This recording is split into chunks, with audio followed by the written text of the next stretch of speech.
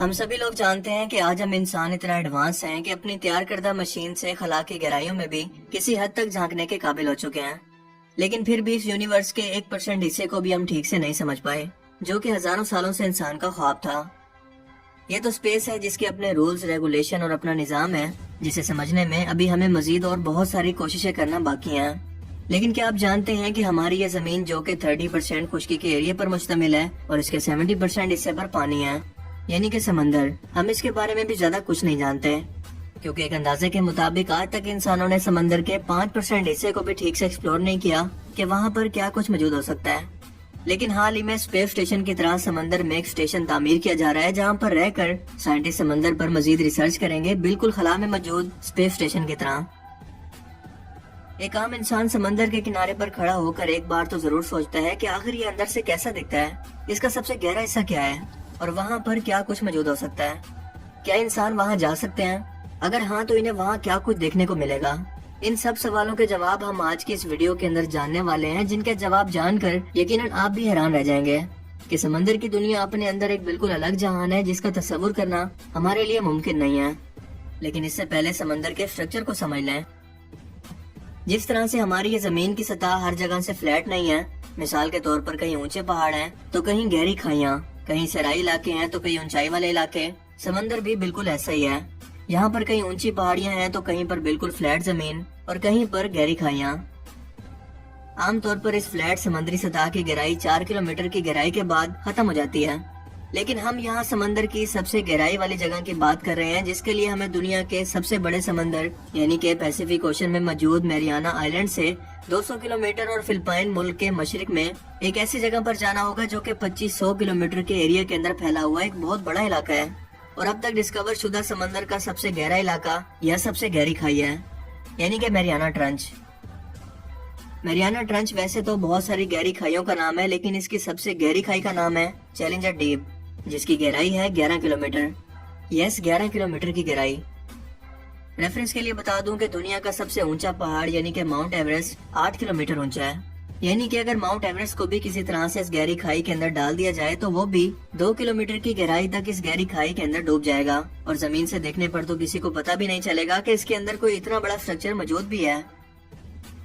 میریانا trench کی گہرائی میں پانی کا پریشر عام طور پر موجود سمندری پریشر سے 1100 گنا زیادہ ہوتا ہے۔ یہ پانی کا پریشر وہ نہیں ہے جس کی وجہ سے آپ واش روم کی طرف بھاگتے ہیں، بلکہ اس کا اگر اندازہ لگانا ہے تو پانی کی بھری ہوئی ایک بالٹی کو سر پر رکھ کر دیکھ لیں اور پھر سوچیں کہ ہم سمندر کی گہری ترین جگہ کی بات کر رہے ہیں، یعنی کہ یہ پریشر اتنا زیادہ ہے کہ فوراً سے پہلے انسانی جسم کو بالکل کرش کر کے رکھ دے گا۔ یا پھر آپ یہ سمجھ لیں کہ یہ اتنا زیادہ پریشر ہے کہ ایک بڑے ہاتھی کو پوف ٹیمپر کھڑا کر دیا جائے، یا پھر ایک انسان 50 بوئنگ 747 ہوائی جہاز کو سر پر اٹھا کر کھڑا ہو، یعنی کہ بنا پروٹیکشن یا مشین کے انسان یہاں پر جانے کا سوچ ہی نہیں سکتے۔ لیکن یہاں پر کیا کچھ مخلوقات موجود ہو سکتی ہیں، یہ جاننے کی بے چینی نے سائنٹسٹ کو چین سے بیٹھنے نہیں دیا، اور پھر 1960 کے اندر ڈان والش اور جیک پیکرڈ اپنی ایک سب میرین کے اندر بیٹھ کر اس 11 کلومیٹر کی گہرائی کے اندر پہنچے، جہاں پر انہیں اندھیرے کے سوا چاروں طرف کچھ بھی دکھائی نہیں دے رہا تھا۔ لیکن پھر روشنی کی مدد سے انہیں یہاں پر کچھ ایسے عجیب و غریب قسم کے جانور دکھے جنہوں نے ان کے ہوش اڑا دیے، اور انہیں پتا چلا کہ سمندر کی اس قدر گہرائی کے اندر بھی زندگی کا نہ صرف وجود ہے، بلکہ یہ ایسے جانور ہیں جو یہاں کے ماحول کو اڈاپٹ کر کے کئی ملین سالوں سے انسانوں سے چھپ کر یہاں پر رہ رہے ہیں۔ وہ جانور جو کہ ڈائناسور کے وقت میں بھی ہونے والی تباہی سے سمندر کی گہرائیوں کی وجہ سے بچ گئے، یہ بہت چھوٹے سائز کے اندر بھی ہو سکتے ہیں، اور اتنے بڑے سائز میں بھی کہ ہمارے لیے امیجن کرنا مشکل ہے۔ مثال کے طور پر بلو ویل کے سائز کے برابر یا اس سے بھی بڑے، کیونکہ جیک پیکرڈ نے اپنی آبزرویشن ڈائری کے اندر لکھا کہ کوئی چھوٹے ڈائناسور کی شیپ جیسی کوئی مخلوق جو بہت بڑے نوکیلے دانتوں والی تھی ان کی سب میرین کا پیچھا کر رہی تھی، لیکن خوش قسمتی سے کچھ ہی دیر کے بعد وہ خود ہی وہاں سے چلے گئی۔ یہ دونوں لوگ بہت زیادہ ڈر گئے تھے، کیونکہ اگر یہ چیز ان کی سب میرین سے ٹکرا کر کوئی نقصان کرتی تو آپ خود سوچیں کہ سمندر کی اس قدر گہرائی کے اندر کے جہاں پر کوئی مدد ملنے کی امید بھی نہ ہو، کیا ان لوگوں کا بچ پانا ممکن تھا؟ ہرگز نہیں۔ اور دوسری بات یہ کہ یہ لوگ زیر سمندر موجود پہاڑوں کی بھی گہرائی میں موجود تھے، جہاں پر اب تک وہ سمجھتے تھے کہ یہاں سمندری زندگی کا وجود ہونا ممکن ہی نہیں ہے، پانی کے اس قدر زیادہ پریشر کی وجہ سے۔ لیکن یہ چیز جو یہاں پر گھوم رہی تھی، اس کا مطلب یہ ہے کہ یہ کوئی ایسی انجان مخلوق تھی جو کہ ہم نے پہلی بار دیکھی ہے۔ اس طرح کی نہ جانے کتنی اور مخلوقات کتنی تعداد کے اندر موجود ہیں اور کیسی دکھتی ہیں، ان کی دنیا کیسی ہے، یہ سب کچھ ان دونوں لوگوں کے لیے یہاں پر کھڑے کھڑے جاننا ممکن نہیں تھا، کیونکہ پانی کے اس قدر پریشر کی وجہ سے ان کی سب میرین کا شیشہ کریک ہو گیا۔ यह टूटने लगा। सो इन लोगों के पास वापस ऊपर आने के अलावा कोई चारा नहीं था। इसी तरह से एक बार फिर एक टेस्ट व्हीकल को लोहे की मजबूत तारों से बांधकर इस गहराई के अंदर उतारा गया, लेकिन किनारे पर मौजूद लोगों को कुछ ही देर के बाद ऐसा लगा कि कोई चीज इस वायर को मजबूती से पकड़े हुए है, क्योंकि इस व्हीकल की वायर्स को अब हिलाना या वापस लाना बहुत मुश्किल हो गया था। ये अपनी जगह से हिल भी नहीं रही थी। काफी कोशिशों के बाद जब ये व्हीकल वापस किनारे पर खींच ली गई तो ये देखकर साइंटिस्ट के होश उड़ गए कि इस व्हीकल पर जगह जगह बड़े बड़े दांतों के काटने के निशान थे। इसके अलावा इन लोहे की रस्सियों को भी जगह जगह से काटा गया था। सो इन बड़े दांतों के निशान का सैंपल लेकर पता चला कि तकरीबन 15 लाख साल पहले जमीन पर मौजूद वो समुद्री जानवर जिन्हें हम अब तक नापैद समझ रहे थे, वो मैरियाना ट्रेंच के अंदर मौजूद हो सकते हैं। मसलन दुनिया का सबसे बड़े साइज का मगरमच्छ मेजोसोरस, जिसे जुरासिक वर्ल्ड फिल्म के अंदर भी दिखाया गया है, या फिर मेगलाडॉन शार्क जो कि 60 फीट तक लंबी थी।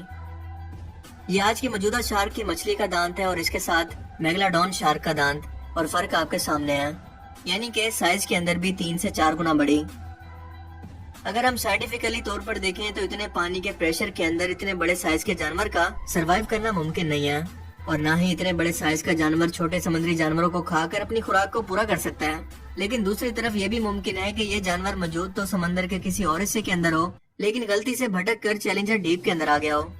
सो असल सच्चाई को जानने के लिए हम इंसानों को मजीद एडवांस होना पड़ेगा, जिसमें मजीद कई साल लग सकते हैं। सो इस राज को फिलहाल फाइल्स के अंदर ही दबा दिया गया है। 2012 में अवतार और टाइटैनिक फिल्म के डायरेक्टर जेम्स कैमरॉन अपनी एक स्पेशल सबमरीन के अंदर बैठकर इस कदर समुद्री गहराई यानी कि मैरियाना ट्रेंच के अंदर पहुंचा, लेकिन इसे यहाँ से वापस आना पड़ा क्योंकि पानी के बेइंतहा प्रेशर, हद से ज्यादा अंधेरे और किसी अनजानी मखलूक के हमले के डर से, क्योंकि वो एक ऐसी अनजान दुनिया के अंदर मौजूद थे जिसके बारे में इनको कोई इन्फॉर्मेशन मौजूद नहीं थी। यानी कि चाह कर भी ये मालूम करना कि समंदर की सबसे ज्यादा गहराई के अंदर क्या कुछ मौजूद हो सकता है, अब तक इंसानों के लिए नामुमकिन है, जिसका सबूत एक ऐसा पुरस्कार नामालूम सिग्नल है जिसने साइंटिस्ट के होश उड़ा दिए। 1977 के अंदर पैसिफिक ओशन के नीचे मौजूद माइक्रोफोन्स में national oceanic and atmosphere administration को 6000 किलोमीटर दूरी से एक पुरस्कार किस्म की आवाज समंदर के नीचे सुनाई दी, जो पहली बार में सुनने के बाद साइंटिस्ट को ये लगा कि शायद ये कोई व्हेल मछली है, यानी कि दुनिया का सबसे बड़ा समुद्री जानवर। लेकिन एक्चुअल में ब्लू व्हेल की आवाज की फ्रीक्वेंसी 1500 किलोमीटर से ज्यादा नहीं हो सकती, जिसका मतलब ये है कि ये पुरस्कार किस्म का जानवर ब्लू व्हेल से भी साइज के अंदर इससे एटलीस्ट 5 गुना बड़ा होगा।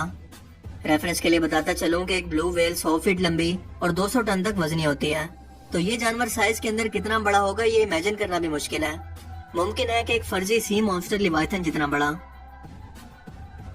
दोस्तों, जमीन की तरह समंदर में भी अनगिनत किस्म की समुद्री मखलूकात और इनकी अलग अलग दुनियाएं भरी पड़ी हैं, जिनके बारे में हम सिर्फ 10 से 15% के बारे में ही आज जानते हैं। लेकिन समंदरों की इस कदर गहराई के अंदर मुस्तकबिल के अंदर क्या कुछ हमारा मुंतजिर है, ये तो वक्त आने पर ही पता चलेगा। लेकिन आपकी इस बारे में क्या राय है, मैं जरूर जानना चाहूंगा।